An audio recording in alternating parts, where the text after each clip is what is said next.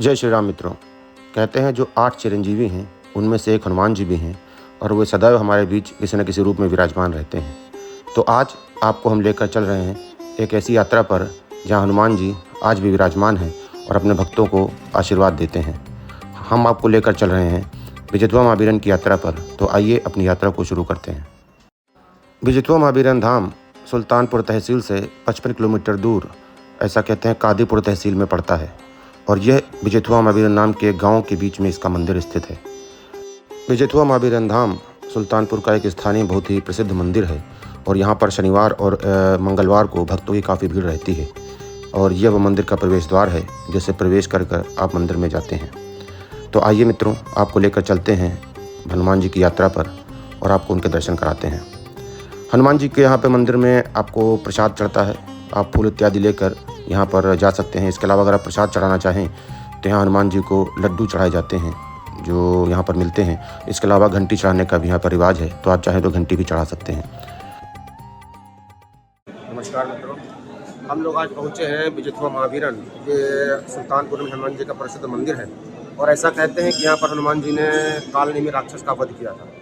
तो ये यहाँ पर हनुमान जी की काफ़ी महिमा है और यहाँ के लोगों में इनकी काफ़ी आस्था है और मंगलवार और शनिवार को यहाँ पर काफ़ी भीड़ होती है। तो दर्शकों का प्रवेश गर्भगृह में भक्तों का प्रवेश बंद कर दिया गया है, तो आप बाहर से दर्शन कर सकते हैं। लेकिन बहुत खूबसूरत मंदिर है हनुमान जी की, यहाँ पर काफ़ी महिमा है। तो आइए आपको दर्शन कराते हैं हनुमान जी के और उनका आशीर्वाद दिलाते हैं। बोलिए जय श्री राम। ऐसा कहते हैं कि जब हनुमान जी संजीवनी बूटी लेने जा रहे थे तो उसी स्थान पर रावण के द्वारा भेजे गए एक राक्षस कालनेमी ने उनका रास्ता रोकने की कोशिश की। लेकिन जब वो स्नान करने के लिए कुंड में गए तो वहाँ मगर के रूप में एक अप्सरा आई और उस मगर का वध करने पर उस अप्सरा ने उनको बताया कि वो ब्राह्मण नहीं है, वो एक राक्षस है और आपका रास्ता रोकने के लिए यहाँ पर आया है। फिर हनुमान जी ने वापस आकर उसका वहीं पर वध किया और उसी जगह पर यह मंदिर बना हुआ है। यहाँ के स्थानीय लोगों में इस मंदिर की बहुत मान्यता है और प्रत्येक मंगलवार और शनिवार को यहाँ पर भारी भीड़ होती है। तो चलिए भक्तों, आपको हम यहाँ पर हनुमान जी के दर्शन कराते हैं। यह हनुमान जी का वो प्रमुख मंदिर है जहाँ पर हनुमान जी विराजमान है और भक्तगण इसी मंदिर के दर्शन करते हैं। यहाँ हनुमान जी उसी अवस्था में विराजमान हैं जैसे आपको हनुमानगढ़ी में दिखते हैं। तो आपको यहाँ दर्शन करने के बाद हनुमानगढ़ी की याद अक्सर आ जाती है। तो इस मंदिर का बहुत ही खूबसूरत वातावरण है, यहाँ पर आकर आपको शांति मिलती है और हनुमान जी के दर्शन करने के बाद आप इस मंदिर की परिक्रमा कर सकते हैं।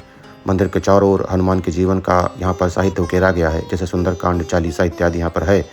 तो आप उसका भी यहाँ पर लाभ ले सकते हैं और आप बैठकर यहाँ पर हनुमान चालीसा या सुंदरकांड आदि का पाठ कर सकते हैं, जैसा कि लोग यहाँ पर अक्सर करते हैं। लोग यहाँ पर बैठकर अपनी पूजा पाठ कर यहाँ से आगे निकलते हैं जहाँ पर भगवान श्री राम के दर्शन होते हैं।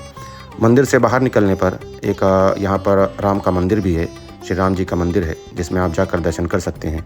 मंदिर से बाहर निकलने के बाद आपको गाय गली में बाईं तरफ यहाँ पर ये भगवान राम का एक मंदिर मिलता है, जहाँ पर भगवान राम अपने परिवार के साथ यानी राम दरबार के साथ विराजमान है।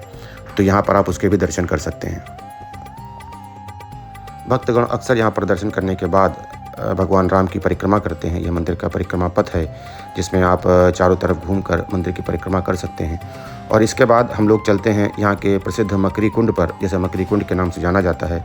यह वो वही जलाशय है जिसमें हनुमान जी ने स्नान किया था और इसी में मगरमच्छ ने उन पर आक्रमण किया था, जिसको वध करने के बाद वह अप्सरा के रूप में कन्वर्ट हो गई थी और फिर उसी ने सच्चाई बताई थी कि यह ब्राह्मण जो है यह ब्राह्मण नहीं है, रावण के द्वारा भेजा गया एक कालनेमी राक्षस है जो आपका रास्ता रोकने के लिए आया है। तो मित्रों, यह वह कुंड है जिसे मकरी कुंड के नाम से जाना जाता है। यह जलाशय आज भी विद्यमान है और अब इसका रखरखाव काफ़ी अच्छे तरीके से किया जाता है। पहले यहाँ पर इतनी व्यवस्था नहीं थी, लेकिन अब इसका जीर्णोद्धार किया गया है। इसमें बैरिकेडिंग आदि लगा दी गई है। चाहें तो आप यहाँ पर स्नान भी कर सकते हैं, स्नान की भी व्यवस्था है, लेकिन अक्सर लोग यहाँ पर स्नान नहीं करते हैं क्योंकि स्थानीय लोग यहाँ पर आते हैं और हनुमान जी के दर्शन करते हैं और भगवान राम के दर्शन करने के पश्चात वापस चले जाते हैं। लेकिन आप चाहें तो यहाँ पर स्नान भी कर सकते हैं। स्नान के लिए घाट की भी व्यवस्था यहाँ पर की गई है। विजितवा महावीरन धाम के नाम से विख्यात इस जगह को ज़्यादा अभी प्रसिद्धि नहीं मिली है, लेकिन फिर भी यहाँ के स्थानीय लोगों में इसका बहुत महत्व है। और जैसा मैंने आपको बताया, यहाँ पर मंगलवार और शनिवार को काफ़ी भीड़ होती है, काफ़ी भक्त यहाँ पर आते हैं। तो मित्रों, हनुमान जी और भगवान राम के दर्शनों के पश्चात आप चाहें तो यहाँ पर कुछ देर बैठकर पूजा पाठ इत्यादि कर सकते हैं या कुछ समय बिता सकते हैं। और अगर आप चाहें तो मंदिर से बाहर आकर प्रांगण में कुछ जो मंदिर में लोकल सामान होता है, जैसे प्रसाद, मूर्तियाँ इत्यादि, आप चाहें तो ये भी खरीद सकते हैं। ये भी आपको अच्छे दामों पर मिल जाता है। तो मित्रों, दर्शनों के पश्चात हम लोग यहाँ से बाहर निकलते हैं। ये बिजिथुआ गांव एक छोटा सा कस्बा है, बहुत ज़्यादा डेवलप नहीं है, इसलिए यहाँ पर आपको खाने पीने का ऑप्शन काफ़ी कम है। आप चाहें तो यहाँ की लोकल चाट जो यहाँ पर मिलती है उसको एंजॉय कर सकते हैं। यहाँ पर एक छोटी सी धर्मशाला भी है, हालांकि बहुत ज़्यादा उसका विकास नहीं हुआ है, लेकिन ये अभी इसका विकास हो रहा है और बहुत जल्द बिजिथुआ महावीरन एक अच्छे पर्यटक धाम के रूप में विकसित होगा। तो मित्रों, हमने अपनी यात्रा पूरी कर ली है और अब हम गाड़ी लेकर यहाँ से चल रहे हैं। आपको यात्रा कैसी लगी हमें अवश्य बताइए। हम आपसे अगली किसी यात्रा में फिर मिलेंगे। तब तक के लिए जय श्री राम।